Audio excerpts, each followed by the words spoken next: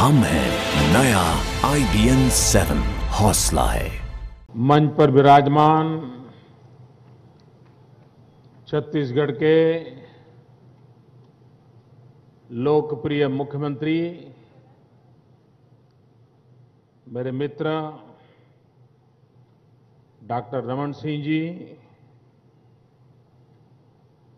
केंद्र में मंत्रिपरिषद के मेरे साथी श्रीमान नरेंद्र सिंह जी तोमर, केंद्र में मंत्रिपरिषद के मेरे साथी और इसी धरती के संतान श्रीमान विष्णुदेव साय जी, राज्य सरकार के तकनीकी शिक्षा मंत्री श्रीमान प्रेम प्रकाश जी, राज्य के गृह मंत्री श्रीमान राम सेवक जी, राज्य के जनजातीय मंत्री श्रीमान केदार जी, यहां के हमारे सांसद श्रीमान दिनेश जी, कांकेर के सांसद विक्रम जी, मंच पर विराजमान सभी वरिष्ठ महानुभाव और विशाल संख्या में पधारे हुए सियान, सजन, नानो, दादा, लोर, जय जोहार।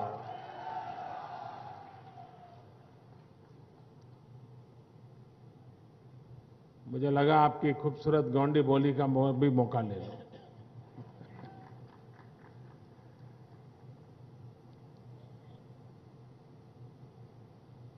मां दंतेश्वरी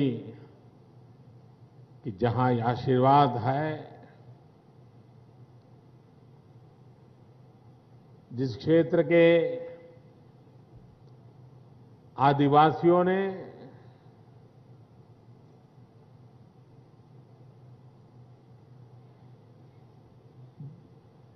दुनिया को जीने का रास्ता सिखाया है, ऐसी ये बस्तर की धरती है। आज मेरा सौभाग्य है कि आपके बीच आने का मुझे अवसर मिला, आपके दर्शन करने का सौभाग्य मिला। आज एक कार्यक्रम रायपुर में भी होने वाला था, लेकिन कल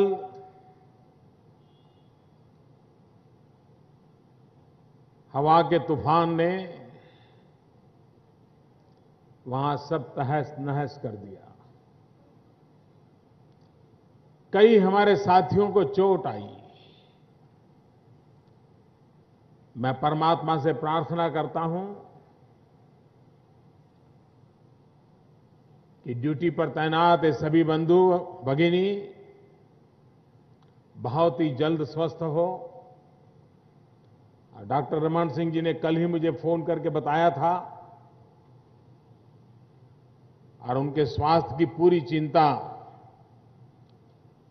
राज्य सरकार कर रही है और बहुत ही जल्द ये सभी स्वस्थ हो जाएंगे। आज अनेक विध कामों के निर्णय हुए हैं।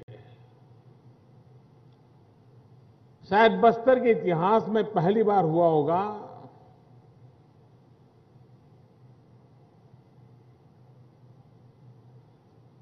कि 1 घंटे के इस समारोह में 24,000 करोड़ रुपयों के पूंजी निवेश के साथ विकास की नई ऊंचाइयों को प्राप्त करने का निर्णय हो। एक राज्य, पूरे राज्य के लिए भी अगर 5,000 करोड़ का प्रोजेक्ट है तो राज्य के लिए बहुत बड़ी गौरवशाली घटना होती है। जबकि आज एक जिले में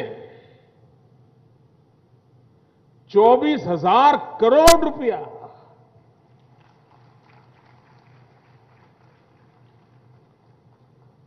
आने वाले दिनों में इस बस्तर की जिंदगी में कैसा बदलाव आएगा, इसका मैं भली भांति अनुमान कर सकता हूं। आज आप किसी भी आदिवासी को जाकर के पूछें, किसी भी गांव के गरीब व्यक्ति को जाकर के पूछें, आप कोई भी खेत मजदूर को पूछें, आप किसी भी किसान को पूछें कि आपका क्या सुझाव है, क्या करना चाहिए, आपकी क्या अपेक्षा है, क्या इच्छा है।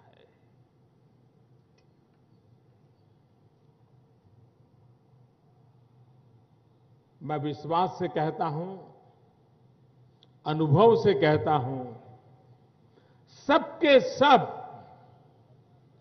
किसी भी राज्य में क्यों न रहते हो,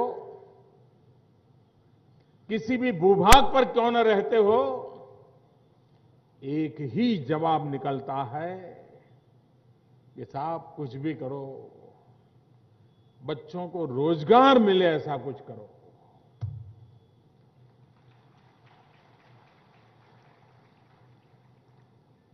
गरीब आदमी भी चाहता है बच्चों को रोजगार मिले, किसान भी चाहता है बच्चों को रोजगार मिले, क्योंकि उसे पता है कि उनको जीवन में आगे बढ़ने के लिए अगर रोजगार मिल जाएगा तो बाकी तो अपना संसार वो खुद मेहनत करके बसा लेगा। मकान भी बनाना है तो बना लेगा, साइकिल लानी, स्कूटर लाना है तो भी ला देगा, बच्चों को पढ़ाना है तो वो भी कर लेगा, एक बार रोजगार मिल जाए। और इसलिए भारत के लिए सबसे पहली प्राथमिकता है हमारे देश के नौजवान को रोजगार मिले,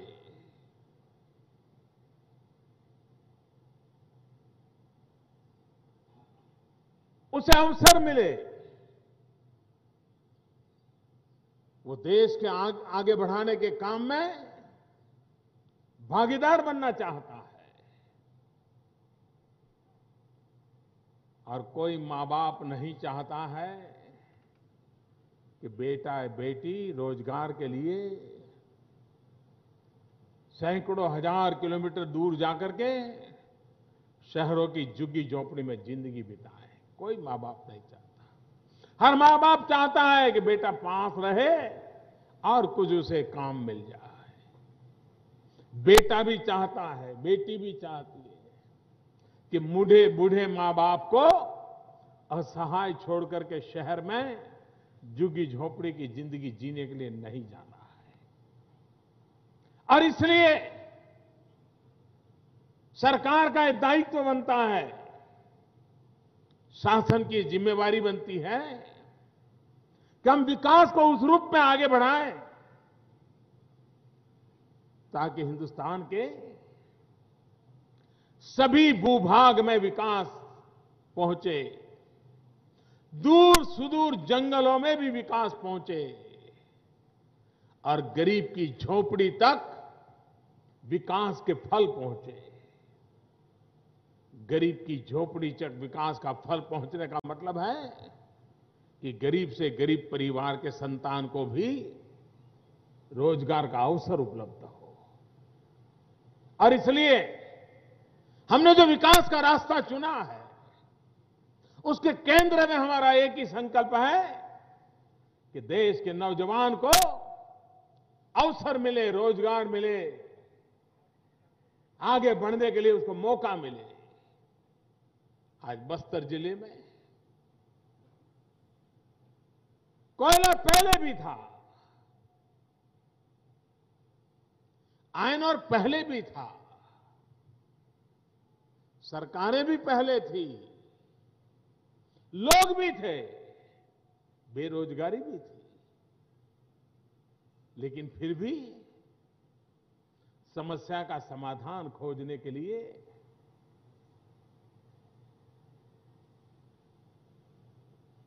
ऐसी धीमी गति से चला जाता था कि लोग निराशा की गर्त में डूब जाते थे।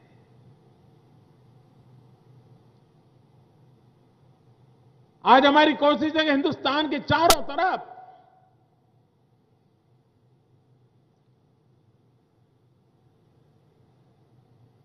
रेलवे कनेक्टिविटी मिले, दूर सुदूर इलाकों में भी रेल की पटरी बिछे, लोगों को आने जाने की सुविधा बने, और पटरी जब लग जाती है, ट्रेन आती है, तो वो सिर्फ यात्रा के लिए काम आते ऐसा नहीं है, वो एक जीवन को भी गति देता है, अर्थ जीवन को भी गति देता है। जगदलपुर तक रेल की पटरी हिंदुस्तान की मुख्य धारा से आपको जोड़ेगी। जब हम प्रधानमंत्री जन धन योजना लाते हैं तो गरीब से गरीब को हिंदुस्तान की आर्थिक व्यवस्था की मुख्य धारा से जोड़ते हैं, और बस्तर में जगदलपुर तक की ट्रेन की बात करते हैं तो यहां के नागरिक को हिंदुस्तान की मुख्य धारा के साथ जोड़ने का हमारा प्रयास होता है।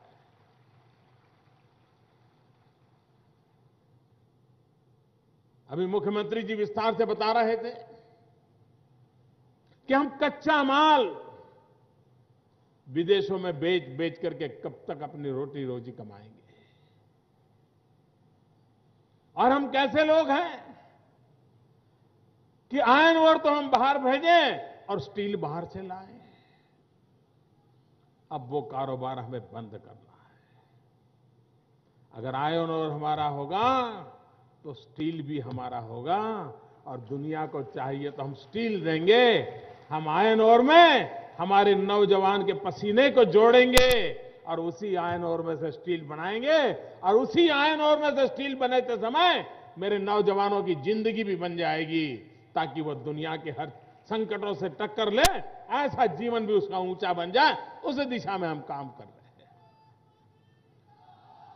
हमारी कोशिश है विकास की नई ऊंचाइयों पर ले जाने की।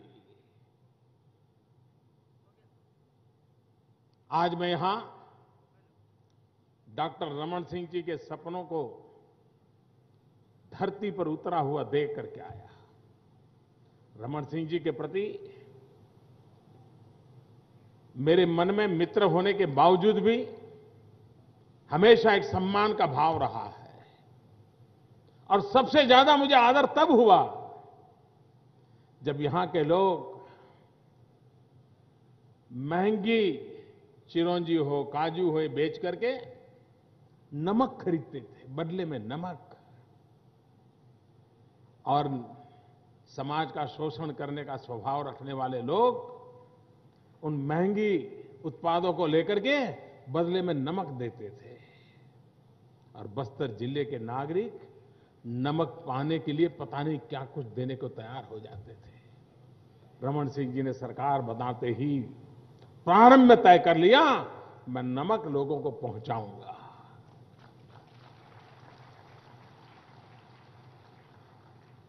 उस दिन से एक मित्र होने के बावजूद भी एक विशेष आदर की मेरे मन में अनुभूति हुई कि मेरा एक साथी है जो हर पल गरीबों के लिए सोचता है, आदिवासियों के लिए सोचता है। और आज जब मैं नॉलेज सिटी में जाकर के आया, ज्ञान नगरी में जाकर के आया, उसमें जो कल्पना है, हिंदुस्तान में जो लोग कहते हैं हिंसा के रास्ते पर गए हुए लोगों को वापस मुख्य धारा में लाने का रास्ता क्या है, मैं समझता हूं रमन सिंह जी ने रास्ता बना दिया है।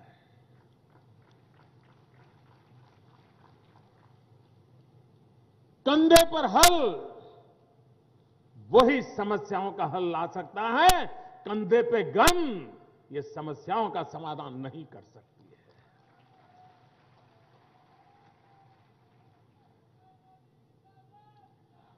जिस धरती पर नक्सलवाद का जन्म हुआ था और जिसके कारण देश में नक्सलवाद की चर्चा हुई थी, वहां पर भी जाकर के देखिए, अनुभव के बाद वो सीखे और उन्होंने भी वो रास्ता छोड़ दिया। आज वो नक्सलबारी जहां से हिंसा का मार्ग शुरू हुआ था, बम बंदूक और गोलियां चलती थी, रक्त की धाराएं बहती थी, आज वहां वो बंद हो गया। जिन लोगों को लगता है कि क्या आए दिन ये मौत का खेल बंद होगा कि नहीं होगा, मैं देशवासियों आपको विश्वास दिलाना चाहता हूं, निराश होने की जरूरत नहीं है, ये भी बंद होगा।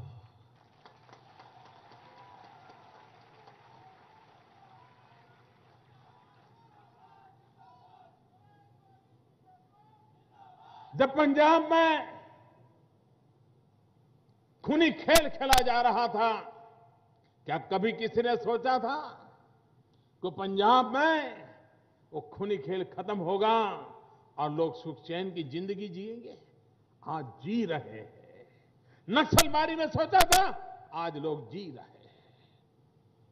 मुझे विश्वास है इस भूभाग में भी इस गलत रास्ते पर चल पड़े लोग भी, उनके भीतर भी कभी न कभी मानवता जगेगी। आज मैं उस ज्ञान नगरी में जाके आया, 800 से अधिक उन बच्चों को मिला जिनको कोई गुनाह नहीं था, मां बाप से बिछुड़ना पड़ा, हिंसा के रास्ते पर पागल बने हुए युवकों ने किसी के बाप को मार दिया, किसी की मां को मार दिया, किसी मां बाप को वहां से दूर जाने के लिए मजबूर कर दिया। उन 800 बच्चों से मैं मिला जिन्होंने अपने परिवारजनों को खोया है। माओवाद की हिंसकता के कारण उनकी जिंदगी में मुसीबत आई है। लेकिन आज मैं डॉक्टर रमन सिंह जी को बधाई देता हूं कि उन्होंने जिनका सब कुछ खत्म करने के लिए माओवादी तुले हुए थे,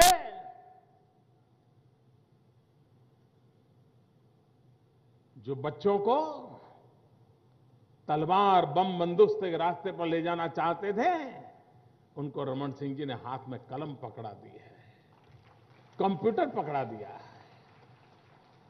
और मैंने उनकी आंखों में जो चेतना देखी है, वो विश्वास देखा है, उन 800 बच्चों को देख करके मैं कहता हूं, हिंसा का कोई भविष्य नहीं है। अगर भविष्य है तो शांतिमय मार्गों का है। वो आज मैं देख करके आया, अनुभव करके आया। और मैं हिंसा के रास्ते पर चले हुए नौजवानों को कहना चाहता हूं, कम से कम एक प्रयोग कीजिए, कम से कम 2-5 दिन के लिए कंधे पर से बंदूक नीचे रख दीजिए, सादे सीधे आदिवासी पहनते ऐसे कपड़े पहन लीजिए, और आपके कारण जिस परिवार को कोई स्वजन खोना पड़ा है, किसी के बाप की मृत्यु हुई है, किसी की मां की मृत्यु हुई है, उस घर में बचा हुआ जो बच्चा है, 5 दिन सिर्फ उसके साथ ऐसे ही बिता करके आ जाइए, उससे बातें कीजिए, और उसको ये मत बताइए कि आप कौन है, ऐसे ही बातें कीजिए। मैं विश्वास से कहता हूं, वो बालक अपनी बातों से, अपने अनुभव से आपको पुनर्विचार करने के लिए मजबूर कर देगा, आपका हृदय परिवर्तन करके रख देगा। आप भी हिल जाएंगे कि हिंसा के नशे में आपने कितना बड़ा पाप कर दिया है। एक बार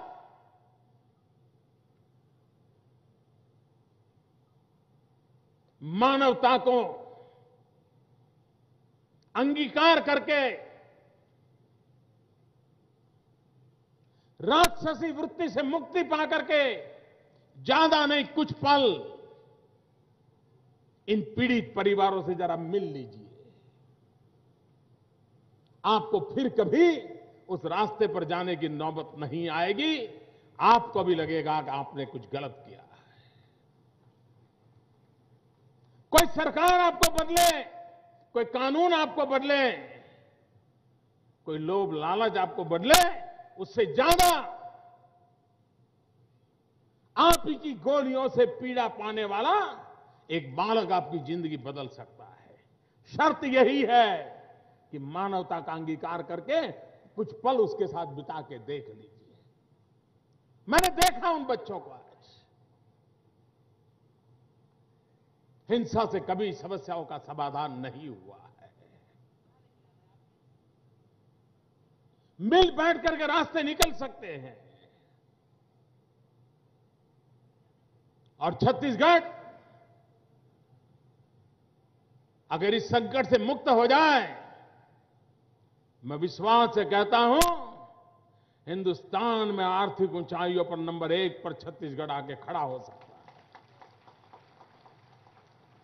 यहां के नौजवानों का भविष्य बदल सकता है। और छत्तीसगढ़ के पास वो ताकत है, वो हिंदुस्तान का भविष्य भी बदल सकता है। और इसलिए मेरे भाइयों बहनों, विकास एक ही मार्ग है जो हमारी समस्याओं का समाधान करेगा।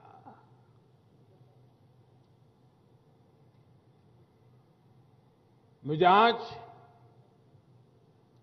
रमन सिंह जी की लाइवलीहुड कॉलेजेस को भी देखने का अवसर मिला। उन्होंने पूरे राज्य में उसकी जाल बिछाई है। दुनिया का समृद्ध से समृद्ध देश हो तो भी एक बात आज उसका प्रमुख काम बन गया है। दुनिया के सुखी देश भी स्किल डेवलपमेंट को महत्व दे रहे हैं। हुनर सिखाने के लिए दुनिया में हर देश में प्रायोरिटी हो गई है। छत्तीसगढ़ के अंदर हुनर से शिखर तक पहुंचने का जो अभियान चलाया गया है, वो काबिले दाद है। मैं देख के आया और मैंने उन बालक बालिकाओं को देखा। हाथ में हुनर तो है, लेकिन आंख में ओज है, तेज है, और बातों में एक अपरंपार विश्वास है। बड़े बड़े अफसर भी सीएम या पीएम से बात करनी है तो कुछ पल तो सेट होने में टाइम लगता है। मैंने देखा ये बच्चे फटाफट बातें करते थे, कोई झिझक नहीं थी, उनकी बातों में कोई झिझक नहीं थी। ये जो कॉन्फिडेंस लेवल है, ये जीवन में आगे बढ़ने की एक बहुत बड़ी अमानत होता है। वो मैं आज देख के आया। स्किल डेवलपमेंट का मिशन लेकर के देश में हम चल रहे हैं, क्योंकि हमारे देश के नौजवानों को रोजगार देना है। और रोजगार देना है तो स्किल डेवलपमेंट सर्वाधिक सरल मार्ग होता है। जीवन के हर क्षेत्र में हर नौजवान के हाथ में हुनर हो। जिसके हाथ में हुनर होता है उसको कभी जीवन जीने के लिए हाथ फैलाने की नौबत नहीं आती है। वो अपने बलबूते पर, अपनी शर्तों पर जिंदगी जी सकता है। उसे कभी मजबूर नहीं होना पड़ता है। और उस काम को इन लाइवलीहुड कॉलेज के माध्यम से रमन सिंह जी ने आप चरितार्थ किया है। देश के अन्य राज्यों के लिए भी ये अपने आप में एक मिसाल बन सकता है। मैं चाहूंगा, मैं भी प्रयास करूंगा कि देश के और राज्य भी आकर के इसको देखें, इस मॉडल को समझे और इसको कैसे लागू किया जा सकता है उस पर चर्चा करें। भाइयों बहनों, आपने हमें भारी बहुमत के साथ आपकी सेवा करने का अवसर दिया है। छत्तीसगढ़ पूरी ताकत के साथ हमारे पीछे खड़ा है और मैं आपको विश्वास दिलाता हूं, जितना आपने दिया है हम ब्याज समेत विकास करके लौटाएंगे।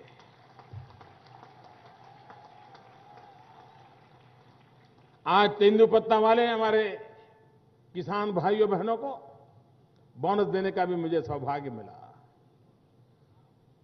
और उनको भी मैंने पूछा क्या करोगे, हर एक से मैंने पूछा और हर एक को पता है कि इन पैसों का उपयोग अपने बच्चों की जिंदगी संवारने के लिए कैसे करना, इसका खाका उनके दिमाग में साफ है।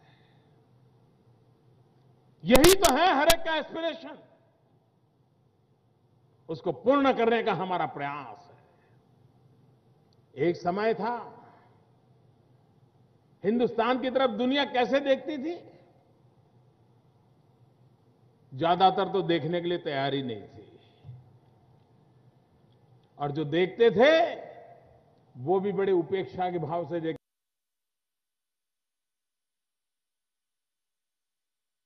हिंदुस्तान को पूछने लगी कि नहीं लगी, विश्व के समृद्ध देशों पर भी हिंदुस्तान की अहमियत को माना पड़ा नहीं माना। 125 करोड़ का देश, इसको सर झुका करके जीने की जरूरत नहीं। उस वक्त चला गया, वे 125 करोड़ देशवासी उस वक्त चला गया। अब ये 125 करोड़ देशवासी का संकल्प है कि हमारा देश माथा ऊंचा करके आंख में आंख मिला करके सीना तान करके जीने के लिए पैदा हुआ है, झुकने के लिए पैदा नहीं हुआ है। और वो शक्ति हमारे भीतर पड़ी है, 125 करोड़ देशवासियों के भीतर पड़ी है। उस शक्ति को मैं भली भांति पहचानता हूं, उस सामर्थ्य को मैं भली भांति पहचानता हूं और विश्व में किसी से बात करता हूं तो अकेला मोदी बात नहीं करता है, 125 करोड़ देशवासी एक साथ आंख मिला करके बात करते हैं। और विश्व आज हिंदुस्तान का लोहा मानने लगा है, पूरा विश्व मानने लगा है कि आज दुनिया में तेज गति से आर्थिक विकास करने वाला कोई देश है सारे संसार में, तो उस देश का नाम है हिंदुस्तान। कितनी तेजी से परिवर्तन आ रहा है, लेकिन कुछ लोग होते हैं जिनको जीवन भर लोगों को गरीब रखने में ही आनंद आया, दुखी रखने में ही आनंद आया। अगर उसमें कोई बदलाव आता है तो वो अब दुखी हो रहे हैं। उनकी परेशानी मैं समझ सकता हूं। जो लोग विजय पचा नहीं पाए 60 साल तक, वो पराजय भी नहीं पचा पा रहे हैं।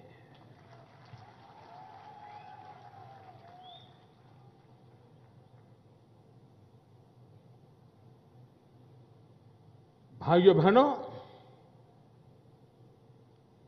जिन्होंने जनता ने नकार दिया है, उनके पास झूठ फैलाने के सिवाय, जनता को भ्रमित करने के सिवा, जनता को गुमराह करने के सिवाय कोई रास्ता नहीं बचा है।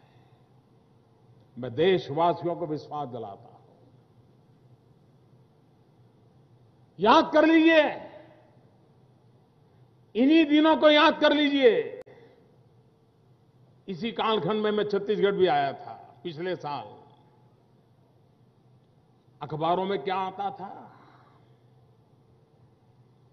टीवी में क्या समाचार आते थे एक साल पहले, आज इतने का भ्रष्टाचार हुआ, आज ये घोटाला हुआ, वो घोटाला हुआ, इसने इतना मार लिया, इसने इतना लूट लिया। यही खबरें आती थी कि नहीं आती थी? आती थी कि नहीं आती थी? कोयले के चोरी की चर्चा होती थी कि नहीं होती थी? एक साल हुआ मेरे भाइयों बहनों, एक खबर आई है क्या? क्या ईमानदारी से देश नहीं चलाया जा सकता? क्या चलाया जा सकता है? एक साल के अनुभव से मैं कह सकता हूं, ये देश ईमानदारी से चलाया जा सकता है। चिट्ठी पर्ची से कोयले की खदानें दे दी थी, आज हमने सार्वजनिक रूप से ऑक्शन किया और वो खजाना राज्य की तिजोरी में दे दिया। हमने कोयले के ऑक्शन का पैसा राज्य की खजाने में आ गया। इतना ही नहीं, जहां पर खनिज निकलता है उस इलाके के जो जिले हैं, और ज्यादातर पूरे देश में आदिवासी क्षेत्र हैं जहां पर खनिज संपदा है, वहां हमने स्पेशल संगठन की रचना की है कि वहां से कुछ हिस्सा वहां के लोगों के कल्याण के लिए खर्च कर दिया जाएगा। पहली बार गरीबों के लिए रुपये तिजोरी से निकालने का काम हो रहा है भाइयों। और मुझे विश्वास है, जिस विकास के रास्ते पर हम चल पड़े हैं, उस रास्ते से देश की समस्याओं का समाधान भी करेंगे, आपकी आशा आकांक्षाओं को परिपूर्ण भी करेंगे, और आपके साथ कंधे से कंधा मिला करके देश को नई ऊंचाइयों पर ले जाने में हम सफल होंगे। इसी एक विश्वास के साथ मैं फिर एक बार बस्तर को, छत्तीसगढ़ को हृदयपूर्वक बहुत बहुत शुभकामनाएं देता हूं। बहुत बहुत धन्यवाद।